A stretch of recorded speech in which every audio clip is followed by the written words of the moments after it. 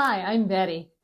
I want to share some thoughts with you. Today, I just got to thinking about what part habits play in our life. The neat thing about habits is that we're programmed to do so many things automatically. We program these habits ourselves.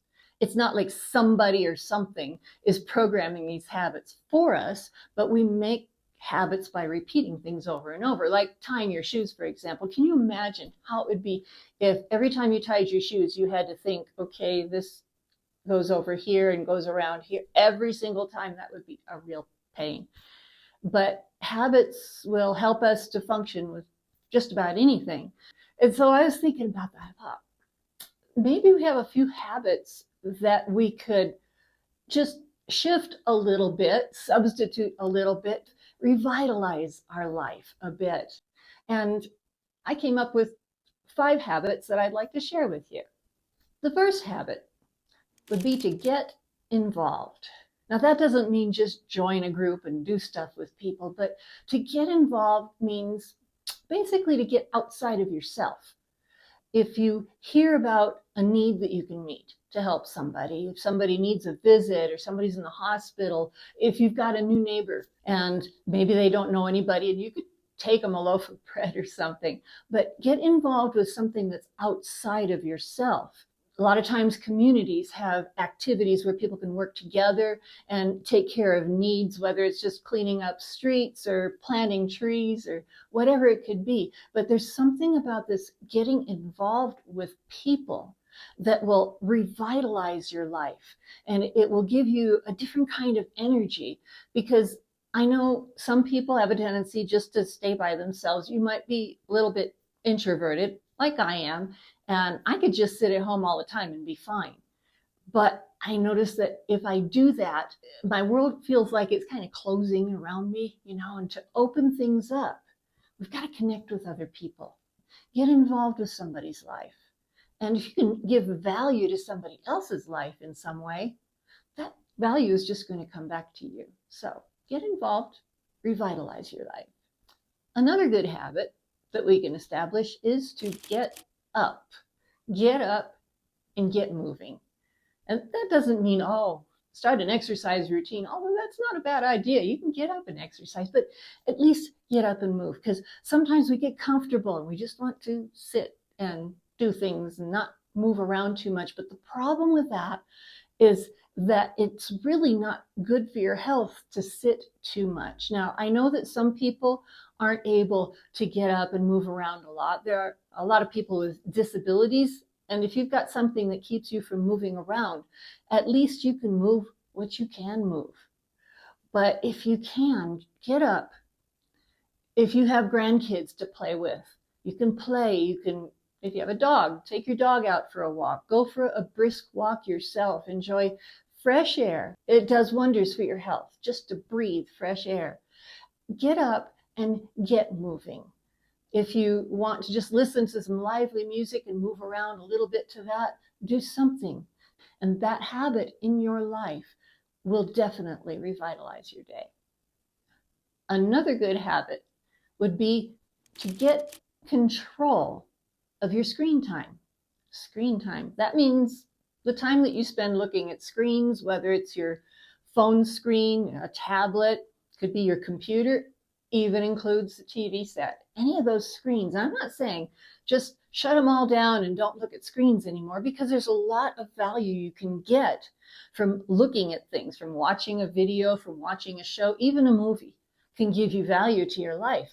But let's get control over that, because it's a great idea to think about what you're watching. Be intentional with what you choose, because on YouTube, there's so much really good stuff that you can watch. Of course, I want you to keep watching my videos, but even more than that, you can learn things, you can practice. If you know a little bit of a foreign language, for example, you can practice a foreign language by watching videos, and you can watch things that will lift up your mood.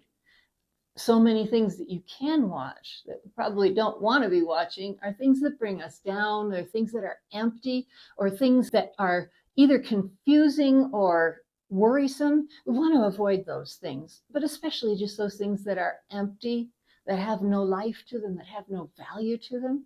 So Even with your TV watching, be intentional about what you choose and ask yourself questions about this. What is this going to do to me? How is this going to make me feel? Is this going to build my life at all? Now, you might be thinking, oh, what about these funny movies that I just love to watch? Now, if you can find a movie that really makes you laugh, I mean, laugh so hard that you can feel it, or can get together with some friends, even better, and watch a movie like that, actually, that's good for your health. I don't know if you knew that, but laughing can be so therapeutic for your health. It's been proven by experiments. So even that can add a lot of value to your life. Think about it a little bit. Get control of your screen time and be intentional about what you want to watch. Another great habit, get a book. A book? Why do I want to get a book? Get a book in your hand, open it, start reading it. Now, I guess with all the choices we have now of how to get information, for a lot of people, reading books just seems, I don't know, just kind of outdated. That why do we need to read books when we've got all these other ways of getting information? But unfortunately, the kinds of media that we have available to us now tend to shorten our attention span, and that does make it hard for a lot of people to be able to sit with a book and actually focus on it. But you'll find that if you start getting the habit of reading books, it opens a whole new world.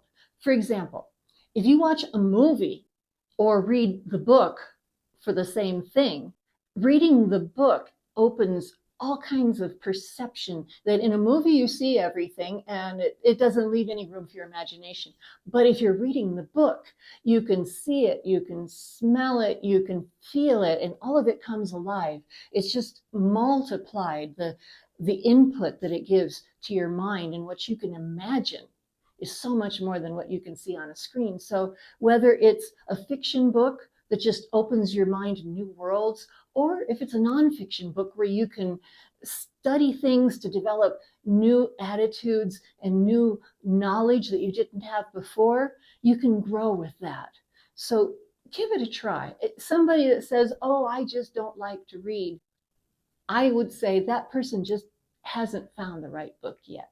If you do have a problem reading because of visual problems that you can't see well enough to read a physical book, use ebooks. I read a lot of ebooks because to me, they're easy to carry around, they're easy to get, and because I live here in Guatemala, I can't find a whole lot of books in English, and I don't mind reading in Spanish, but I can find more of what I want in English, and I can get the ebooks, just download them. You would be surprised if you go on Amazon and take a look how many ebooks are on there that are completely free. You don't have to pay a cent, you just download them. So there's all kinds of things you can get. And the thing about the ebooks is that if you have any problems seeing, you can make the type as big as you want. Also, if you really just can't read looking at something, try audiobooks. You can listen to the same thing and it has the same effect. It just opens your mind up to be able to see and perceive and experience everything that's being said or being read in that book. So reading books, once you get started reading, it's hard to stop. I don't know how many nights I've spent thinking, okay, just one more chapter, and then I have to stay up and finish the whole book. I don't recommend that, but it does get to be a habit, and it is a habit that really will revitalize your life. And the last habit I want to bring up is to get an apple or an orange or a yogurt, and maybe take a look at some options for snacks, even for meals. And I'm not talking about going on a diet. I'm just talking about something that'll revitalize your life, because if you put the right things inside of you to get a little bit more nutrition and a little less of all the processed stuff that you really don't need, you'll feel a lot better. I promise. And sometimes we just have these habits of the types of things that we're going to sit down and eat. And I'm talking probably more about snacks because that's what we grab without thinking so much. And if you're in the store, grab some apples, some oranges, some yogurt, some nuts. If you're at home, you can fix things that are good snacks instead of the chips and the cookies and all the rest. You know what I'm talking about. and it will affect your mood. It'll affect the way you respond to things. So grab something good to eat the next time you want to sit down and munch. Grab some popcorn, grab some fruit, but grab something that's going to revitalize your life. And if you do that often enough, you'll get a habit to where you don't even want that candy bar anymore. Well, maybe. But anyway, we have all these habits that we can make. And when you form these habits, you'll find that you start thinking of more things that you can just switch out a little bit and improve. Let's be a little bit more intentional about the choices that we make, because our life is only going to be so long on this earth, and we might as well enjoy it as much as we can, because after all, it's never too late to thrive. So I'm glad you could be with me for this video, and I hope you'll watch the next one too. But until then, I'll catch you later.